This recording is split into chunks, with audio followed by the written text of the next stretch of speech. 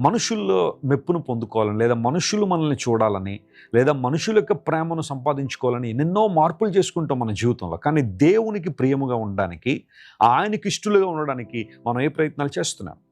బైబిల్లో రాయబడింది, సత్యవర్తనలో ఆయనకి ఇష్టలని బైబిల్లో ఉంది. సత్యాన్ని అనుసరించేవారు. మనందరం ఒకనాడు సత్యాన్ని అంగీకరించాం.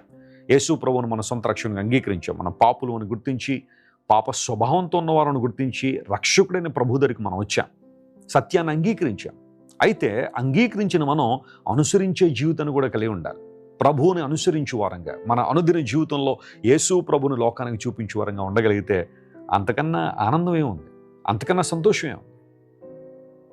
దేవుని దృష్టిలో ప్రియులుగా మనం ఉంటే గనులమవుతాం. నేను నిన్ను ప్రేమిస్తున్నాను గనుక నీకు బదులుగా మనుషుల్ని అప్పగించుచున్నానని బైబిల్లో రాయబడి. దాని అర్థం ఏంటంటే, నేను నిన్ను ప్రేమిస్తున్నాను గనుక నీ పట్ల నాకు బాధ్యత ఉంది. నిన్ను కాపాడడం, నిన్ను ప్రొటెక్ట్ చేయడం, నిన్ను పోషించడం నా బాధ్యత అన్నాడు దేవుడు. వింటున్నారా? దేవుడు మిమ్మల్ని ప్రేమిస్తున్నాడు కనుక. దేవుడు మనల్ని ప్రేమిస్తున్నాడు అని ఎలా తెలిసింది అంటే, సిలువలో యేసు ప్రభు తన ప్రాణం అర్పించడం ద్వారా. దేవుని ప్రేమ మన హృదయాల్లో కృమ్మరించబడింది. సిలువలో ఆ ప్రేమ రుజువు చేయబడింది.